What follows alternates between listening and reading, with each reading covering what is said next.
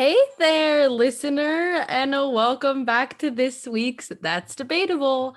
So, I hope you guys have had a great week and a half. I hope this half a week till Wednesday has been going great for everyone. I hope you've been having a good week thus far as we make our way through March, the third month. I can't believe how fast 2021 is just flying by, and I know that we are all hoping for the same thing and hoping to get to the end of this pandemic just as soon as humanly possible. Vaccines are going out, which is great news, and everything seems to kind of be getting better. I know even in Los Angeles County, things are starting to open up, which must mean that things around the world are just simply getting closer to the end. And with all that, I know America knows that as soon as we are out of this pandemic, we have a whole bunch of hurdles and different things awaiting us. And I just hope that we can continue to work together on those issues like we have on issues like getting rid of the pandemic. So today I have a rather interesting issue. I have this is something that's close to my heart. I've been thinking about this for a while, and something happened this weekend that I felt would just be pertinent to the subject, that I felt that this was the right time to actually have that conversation and to start talking about the different sides of the conversation that exist. So today on That's Debatable, I would like to talk to you guys about feminism. So there have been a couple movements of feminism throughout the world, and we know that there was kind of this first wave, and I believe that we are on our third or fourth wave feminism. So a correction, excuse me. Feminist history, excuse me, can be divided into three different waves. The first was during the 19th and early 20th centuries, concerned with obviously the woman's right to vote. The second wave was during the 60s and the 70s, which was the liberation movement for equal legal and social rights. And right now we're kind of in third wave feminism, that is more focused on um the failures of the second wave and the backlash to the second wave, and it seeks to this is according to Ohio Humanities, where they have been tracking this issue. It is the ideology seeks to challenge the definitions of femininity that grew out of the ideas of second wave, arguing that the second wave overemphasized the experiences of upper middle class white women. The third wave sees women's lives as intersectional, demonstrating how race, ethnicity, class, religion, gender, and nationality are all significant factors when discussing feminism, and it discusses issues related to women's lives on an international basis. So, third wave feminism is actually, in a sense, combating the two waves of feminism that came before it. It is trying to establish that there is more to feminism and to women than those two waves initially established, because they were just so focused on the upper class white woman. So that is kind of just like what the three different waves of feminism have been. I want to talk about something up front that I really didn't plan on doing, but I feel like it's important to explain this up front and to kind of just set it out and put this out there. I do not subscribe to third wave feminism. I'm not the strongest advocate for that cause. So I do believe, I'm going to preface that, obviously, I do believe in equality for women. I do believe women should have every right to vote, every legal right, every social protection that a man has, that anyone has in this world. And I believe in the complete equality of the genders. That being said, I do not prescribe to the idea that women deserve any more or any less for being a woman. I do not think that third wave feminism correctly embodies those desires and ideals. So I do not subscribe to third wave feminism. However, I do believe in the equality of women. I do fight for those issues. I do believe in those issues. They just tend to look a little different than what third wave feminists would consider the more feminist issues. So that's pretty much what I wanted to get into today. And specifically, what I wanted to talk about was an issue that came up this past weekend at the Grammys, and then kind of trickled over into the beginning of the week, between Candace Owens and Cardi B. So I feel like this is a good kind of representation of the two sides of feminism and where they're at right now. I think it's important to understand both sides and what they believe they are doing for the cause. And kind of after looking at that conversation and what happened between those two individuals, I really want to get into what are some important things or important stories or important aspects that I think the Bible talks about with regards to how to be the best woman possible. Again, prefacing that with the fact that I am reading the Bible like everyone else.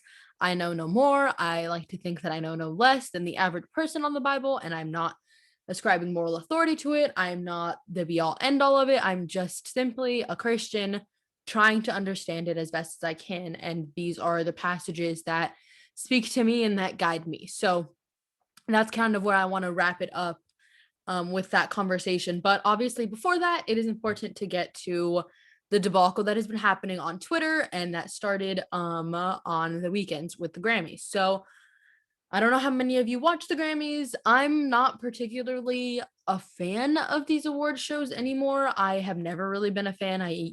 As a stereotypical way, I used to watch them just to watch the women walk down in their gowns and to see the men if they had any nice suits or anything. I was never really one for keeping up with who's winning what awards and who's nominated and who wins and whatnot. So that was never really important to me. I watched for the dresses and I watched for the performances. However, I have not watched any awards this award show season yet. I did not watch the Grammys. I only saw all of the snippets that happened on Twitter and all of the videos that were released afterwards and covered on the news and whatnot. So that's full disclosure there. I do not love award show season. I really just like seeing the women in dresses and the news that comes from them. So with that, I don't know how many of you watch them, but I saw videos. And so obviously this past weekend on Sunday night, Cardi B and Megan Thee Stallion performed their song WAP, or Wet and then two expletives. You can look that up if you want to know them. I will not be repeating those words. So they performed that song on the Grammys this weekend, and it received intense commentary. I'll leave it at that. Immediately as soon as that was posted on the internet, it went into extremely viral. So essentially these two women were imitating or reenacting sexually explicit moves on the stage. We'll say that. And it was in a more explicit fashion than it was implicit. So they were reenacting those moves that would be typically considered of a private life or something to be done in the bedroom, not on the Grammy stage. So that incited tons and tons and tons of backlash and tons of praise. So a lot of people were suggesting that this is the new feminism. This is women reclaiming their bodies. This is a body positive movement. This is a sex positive movement. This is kind of what the future should be, that we should be willing to talk about these issues and have these discussions out in the open without fear of retribution. So a lot of people thought that Cardi was essentially reclaiming her body by doing this and saying that because she was the one that was deciding to put her body out there like this, that it was body positive. Of course, there were those on the other side of the aisle that tended to be more of the conservative side that were not having it. There were a lot of people that were like, this should not have been on television. This should not have been on the Grammys. This was inappropriate. This was just on something that should have been a family friendly show, was not doing a great job of that. So there were extremely mixed reviews on how that performance went, and I think that at the end of the day, this is kind of why Cardi and Candace ended up getting into it with each other, and so that was that end result. So a lot of conservatives I know were talking about we're bringing back Dr. Seuss and whatnot, and talking about how could the left want to cancel people like Dr. Seuss or want to cancel such ridiculous things as fake books and fake lands when Cardi B is going on television and doing this with her body. So that resulted in a lot of confusion, a lot of commentary back and forth. So this eventually finds its way on to Tucker Carlson.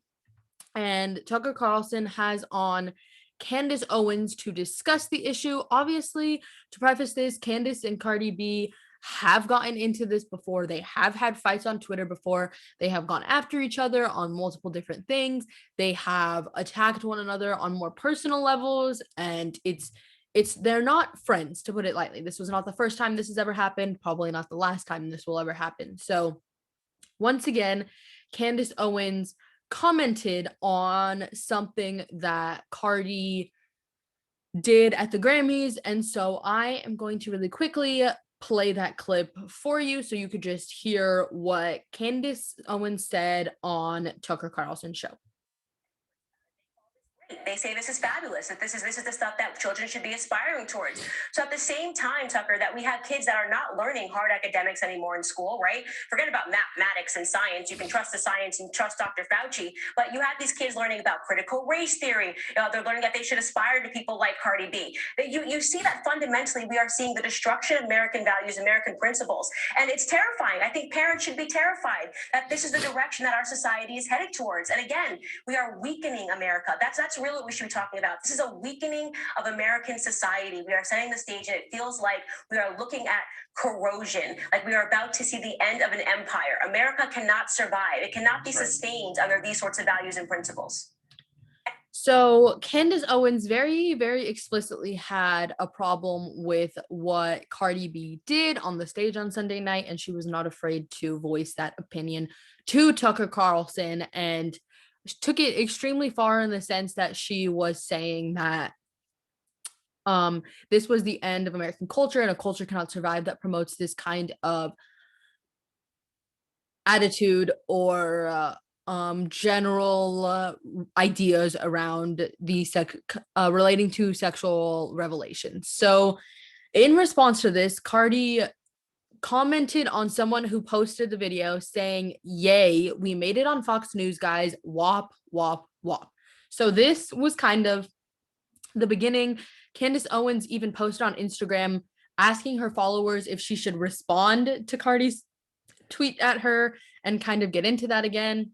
Obviously, as we're talking about it today, she did end up responding. And her first response was, "Just at me next time directly. You are a cancer cell to culture. Young Black girls are having their minds poisoned by what you're trying to package and sell to them as, quote, empowerment. I'm one of the few that has courage to tell you the truth. You should thank me," end quote. So that was the beginning of it. Candace immediately responds to what Cardi said, saying, "Just at me if you want to talk about this," and kind of going after her, immediately saying that she is a bad influence for Black girls, for young Black girls everywhere. So those are Candace's words, not mine. And so Candace goes again and says, "Millions of young girls follow you. At your best, you are self-deprecating and humorous. At your worst, you are naked, showing your private areas," Candace used another word, "into another woman's," that same word, "while thrusting atop her. You are at your worst on the Grammy stage. Do better, Cardi B." And so this is kind of where it escalates. So Candace continues to respond to Cardi and says many different things regarding how Cardi is showing herself and how she is treating other women and how she is teaching young women to act and whether or not that is beneficial to society. And this kind of goes on for a while and there's a little bit of a break. And then ultimately, Cardi B responds with something that she arguably probably shouldn't have, but it is out there now. And she says, "Not you talking about two women thrusting their privates," Cardi uses another word again, "together while you and your husband and brother slap," expletive, and another expletive, "together. Well, would you look at that? Wow." And so what Cardi had tweeted was a picture of a Candace Owens, acclaimed Candace Owens tweet that says, "Yes, my husband did cheat on me with my brother. Yes, he said no when I asked to join them." And then a second picture that is a headline somewhere, which it does not say where this article is from. It's just a headline. It says, "Candace Owens admitted that her husband cheat with her brother." So Cardi B posted this and it did not go well from there. In response to that, Candace Owens said that she would get lawyers involved if Cardi did not take the post down. So she said, FYI, I do have a brother, a private citizen who you are slandering right now with this photoshopped image that you are publicly claiming you saw tweeted in real life. You want to admit that you lie now or get sued so I can expose you as a liar. I win either way. Cardi B responded, um, so before Candace said that tweet, she said, I'm literally laughing out loud. Cardi, my dear, that's a clearly photoshopped tweet. Only one of us has a husband that sleeps around. And in response to that, Cardi B says this wasn't photoshopped. You was trending the whole day when you tweeted this, and it was published on a lot of blog outlets. You're right. Mine sleeps around. Yours, sleep at your home with your brother, blank boxing while you tweet me. And then Candace responds with the FYI, I do have a brother, a private citizen. I win either way tweet. And that's kind of where it ended. I do not believe Cardi took down the post yet. I do not believe that is something that she planned to do. It did not seem like that was something that she planned to do. Cardi B has continued to talk about the situation. She talked about her latest single, Up. And then she also mentioned something about Melania Trump. And she said that this was how Melania Trump got her career started. And why is there anything wrong with her doing the same thing? So this really just escalated to an entirely new level that I don't think many people were expecting it to get to. And it is yet to be seen whether or not Candace intends to actually get lawyers involved, or whether that was kind of just a threat to ensure that the conversation would stop. But regardless, it did happen. And I do think it shows a lot of what the debate is within feminist circles right now. So what I want to focus on between this is what it means to be a feminist and what it means to be a woman who is proud of your body and proud of what you are doing. And I think that is essentially what's at the center of this debate between these two women.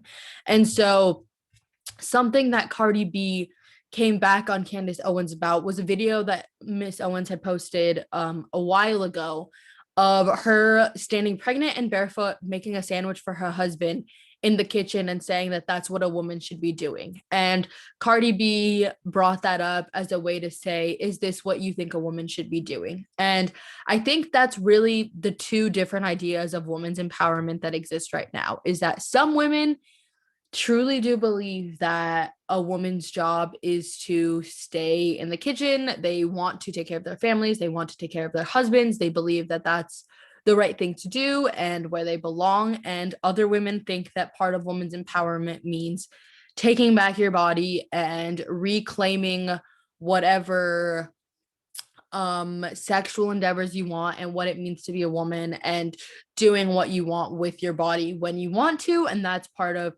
the third wave feminist notion, whereas the second wave feminist notion was closer tied to equal rights and kind of just wanting that right to vote, just wanting that protection of where they can work. So just that basic level of protection that men were also getting turned into now women want to reclaim their body and reclaim those things that they think make them a woman. So I think that there is this debate about what it truly means to be a woman, and I don't think is ending anytime soon. And I think that's kind of where it stands right now. And I think Cardi and Candace perfectly exemplify those two different sides, where Candace would much prefer to be in the kitchen with her husband and doing things that she cares about. It seems that Cardi is on the other side, wanting to reclaim her body and promote body positivity and promote sexual conversations and things like that. And to each of them respectively, they are both advancing their idea of what a woman should be. And I think that that's something that feminism in general is really going to have to wrestle with in what direction is that going to go in? Who is correct about the future of the feminist movement? What does it actually mean to be a feminist? Yeah, so I really think that's the bottom line. So something that is interesting that came out of this is that when this started happening, immediately it started trending on Twitter. And Cardi B wasn't trending, Candace Owens was trending. And how Twitter kind of labeled it was Cardi B and commentator Candace Owens come to a head on women and sexuality following the rapper's performance of her hit song WAP at the Grammys.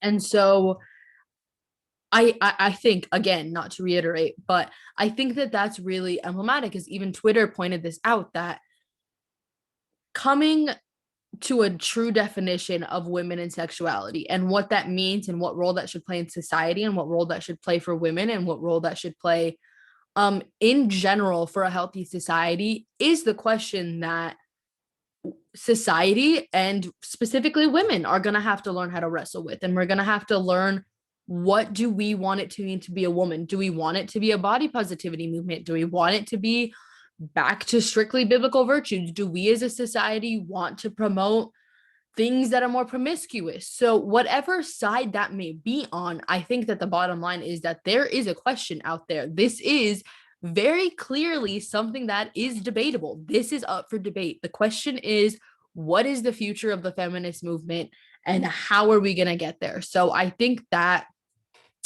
is something that we're really going to have to start to consider and talk about and start to wrestle with more. So whether you think whatever you think of either of these women, this is the fight that feminism is going to have within itself and what it means and what it represents. And I think that with all that being said, a good place to look, at least for young Christian women, is in the Bible. So there are a plethora of different places that you can look in the Bible for great women and for what a woman should be. So we have met women like Ruth, we have women like Esther, we have women like Rahab, we have women like Mary. Like, there are numerous women that we can look to in the Bible for guidance on how we should be acting. And there are also a plethora of verses. So one verse that I want to talk about before I get into like kind of the main things that I want to talk about is in Proverbs 18:22. In the New King James Version, it reads that he who finds a wife finds a good thing and obtains favor from the Lord. And I think that that just shows what women should strive for, is to, the Bible, I've heard it said so many times that the Bible does not say he who finds a girlfriend or he who finds a girl who can become a wife or he who finds a good woman or he who finds a good girl who is a friend. It says he who finds a wife. So when men are looking to get married, they should be looking to find a wife. And that is, it means that it is incumbent upon women to act like a wife before they are actually a wife. And I think that that is, whatever wife means to you, whatever that looks like, whatever those characteristics are, the Bible does say that he who finds a wife finds a good thing. And I think that that's important to understand, and it is important to consider when we think about how women should be acting. So women should direct themselves at being a good wife and at how we can be that even before we're married, constantly working towards that goal. And with that, of course, there is one of the probably, if not the single most quoted Bible verses related to women, is what's called being a Proverbs 31 woman. So this is pretty much of what a woman is intended to be. So I'm actually going to read this whole thing because I think that this is emblematic of, I just think it's the perfect guide, and I think it's the perfect understanding and definition. But I'm gonna go ahead and read this. Actually, I'm going to start with Proverbs 31, verse 10. Who can find a virtuous wife? For her worth is far above rubies. The heart of her husband safely trusts her, so he will have no lack of gain. She does him good and not evil. All the days of her life she seeks wool and flax and willingly works with her hands. She is like the merchant ships. She brings her food from afar. She also rises while it is yet night and provides food for her household and a portion for her maidservants. She considers a field and buys it. From her profits she plants a vineyard. She girds herself with strength and strengthens her arms. She perceives that her merchandise is good, and her lamp does not go out by night. She stretches out her hands to the distaff, and her hand holds the spindle. She extends her hand to the poor, yet she reaches out her hands to the needy. She's not afraid of snow for her household, for all her household is clothed with scarlet. She makes tapestry for herself. Her clothing is fine linen and purple. Her husband is known in the gates when he sits among the elders of the land. She makes linen garments and sells them and supplies the sashes for merchants. Strength and honor are her clothing. She shall rejoice in time to come. She opens her mouth with wisdom, and on her tongue is the law of kindness. She watches over the ways of her household and does not eat the bread of idleness. Her children rise up and call her blessed, her husband also, and he praises her. Many daughters have done well, but you excel them all. Charm is deceitful and beauty is passing, but a woman who fears the Lord, she shall be praised. Give her of the fruit of her hands and let her works praise her in the gates.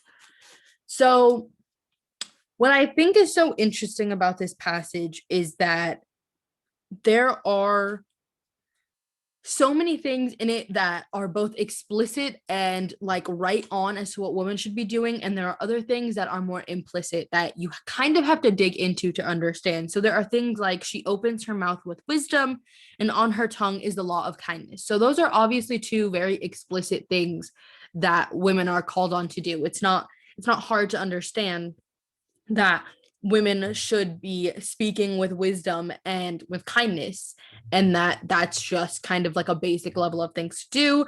There are also things that say give her the fruit of her hands and let her own works praise her in the gates. So women should have the right to kind of be entitled to their own things, and whatever are the fruits of our labor are, we are entitled to them. And women should also provide food for their household. They should provide a portion for their maidservants.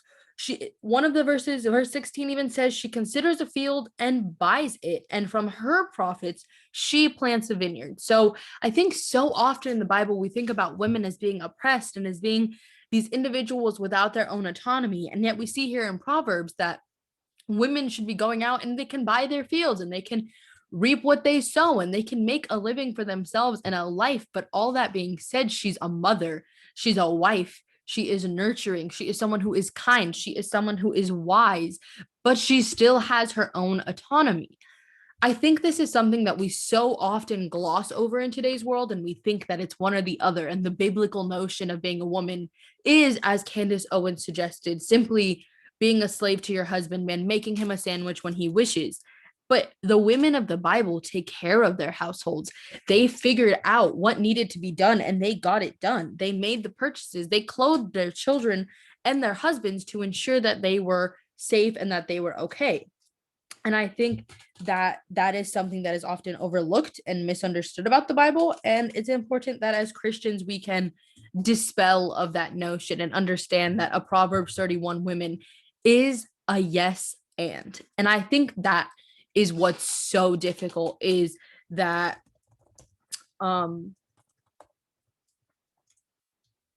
women tend to think that it is one or the other. Women tend to think that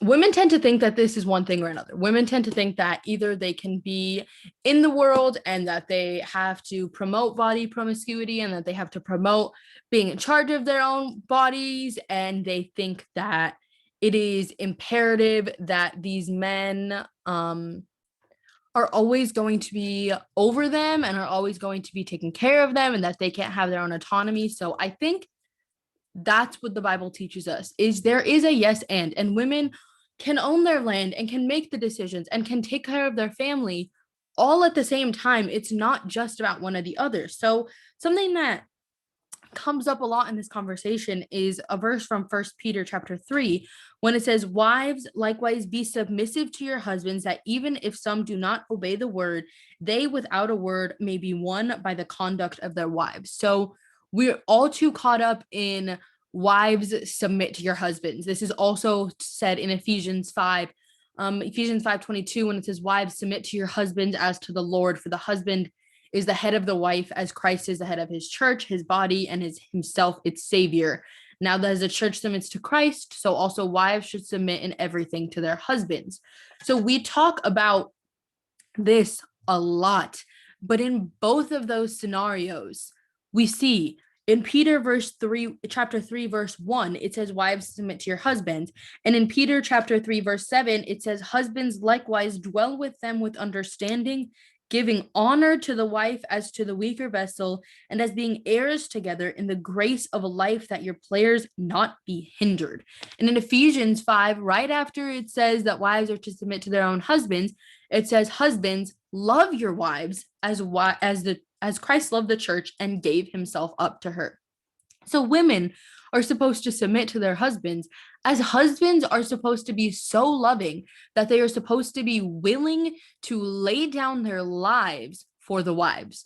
So I think this is just one more thing I wanted to touch on, that women are called to do something in the Bible, but it is not without a return payment. It is not without a return of love. It is not simply for the sake of being submissive and that a husband should be controlling. A wife should be submissive so long as the husband is going to love her and protect her as Christ protected his church. That is the element that feminism is missing today. That is something that is so hard to understand, is that a woman is supposed to take on this role of the matriarch of the family, and that sounds oppressive, and it is called a form of slavery and bondage in today's world. But in the Christian world, a wife is supposed to submit to her husband as long as he is loving and cherishing her as Christ did his church.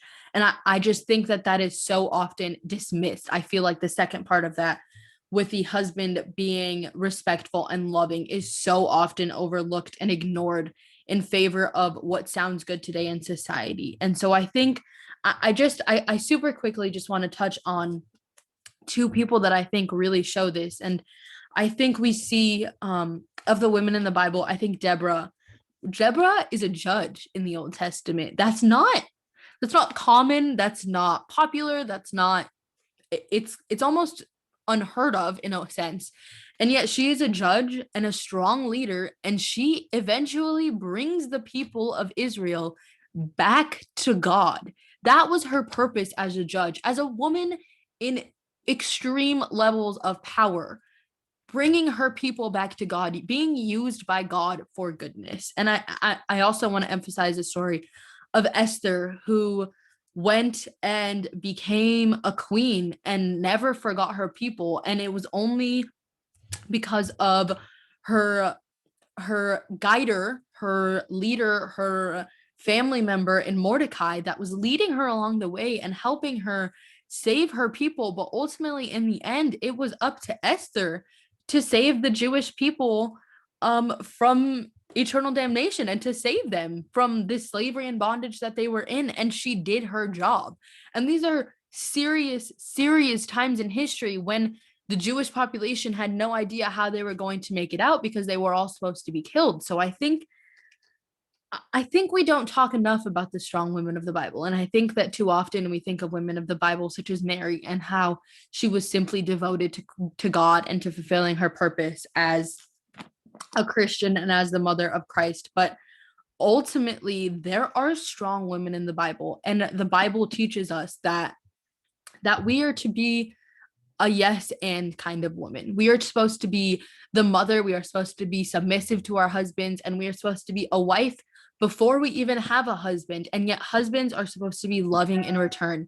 And we are supposed to be able to take charge of our families. And we are supposed to be able to have autonomy over what we are doing, and to speak wisdom, and to speak with kindness, and to speak with grace. So I think that ultimately there are a lot of things that are expected of us as women, and there are always going to be. But I think that the modern feminist movement is going to have to figure out what that looks like for them, and whether or not the women of the Bible are going to be included. I want to reemphasize that I know no more of the Bible than anyone else does, and I'm just trying to read it and get along as you all are. But the feminist movement going forward has a lot to figure out. It has a lot to discuss, and I hope that Christian women can be a bigger part of it. So I hope you guys will go read those verses for yourselves and figure out what they mean to you and figure out what it means to be a feminist to you. Figure out what it means to be a woman and what the most important things are. Whatever side you find yourself on, whatever you think a woman should be, at the end of the day, we all know that many things are debatable, but that's what I have to say about that. So I hope you all have a good day and keep debating.